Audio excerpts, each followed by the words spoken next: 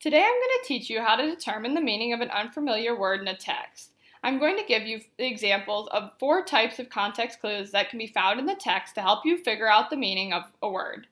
The first type of context clue is synonyms. A synonym is a word that means the same thing as another word. This sentence says, Jillian felt remorse or shame for her bad behavior with Kenya in the school bus. So the comma or is the author's clue word that tells me he or she is about to give me a synonym. So if Jillian felt remorse or shame for her bad behavior, remorse must mean the same thing as shame. Now I know remorse means shame. The second type of context clue is an antonym. Antonym is a word that means the opposite of another word. So it says, Gary had a lot of anxiety about the test results, but I was totally relaxed about it. So the comma but is a clue word that the author uses to tell me there's about to be an antonym.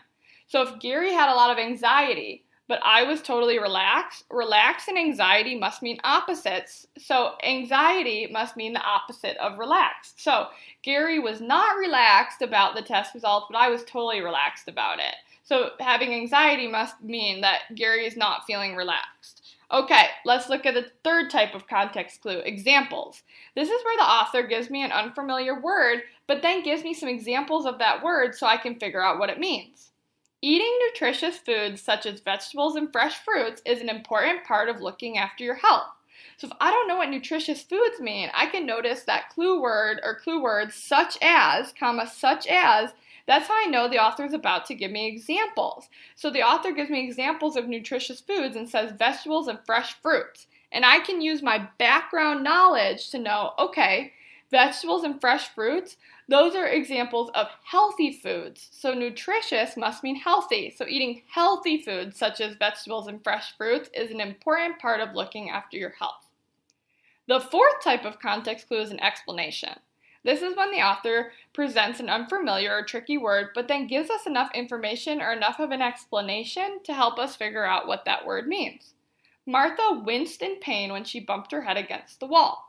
So I don't know what winced means, but I know when someone bumps their head against the wall, they make a face or they grimace. So Martha made a face or grimaced in pain when she bumped her head against the wall.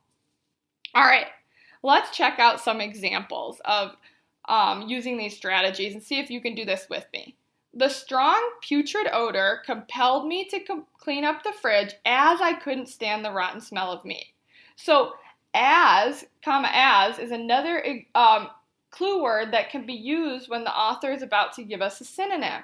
So if we know that she's compelled to clean up the fridge because she couldn't stand the rotten smell, then the putrid odor must be the same thing as rotten smell. The putrid odor or the rotten smell is what made her clean up the fridge. Now let's look at another example. James is gregarious, unlike his younger brother, who totally shies away from the crowd sitting quietly in a corner. So unlike is a big time clue word that means the author is about to present us with an antonym. So if James is gregarious, unlike his brother who totally shies away from the crowd, then gregarious must mean the opposite of shying away from the crowd, so gregarious must mean outgoing or social. Let's look at another example. In order to keep our vital organs like the heart healthy, it is essential to exercise daily. So if I don't know what vital organs are, I can see that keyword like, and that's kind of similar to the keyword that we were talking about before in terms of examples. It's similar to such as. Like means the author is about to give me an example. And so in this case, the author gives an example of a vital organ as the heart. And so if the heart is an example of a vital organ, I can use my background information to know the heart is a very important organ for survival. So vital must mean important. In order to keep our important organs, like the heart, healthy, it is essential to exercise daily. Let's look at one more example. The woman abhors people who hunt wild animals, but she loves her expensive collection of leather purses and jackets. So that but, that tells me we're about to get an antonym. So she abhors people who hunt wild animals, but loves her expensive collection of leather purses and jackets.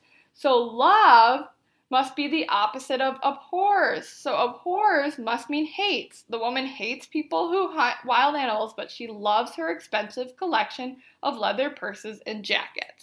So those are some examples of how you can use context clues to determine the meaning of unfamiliar words.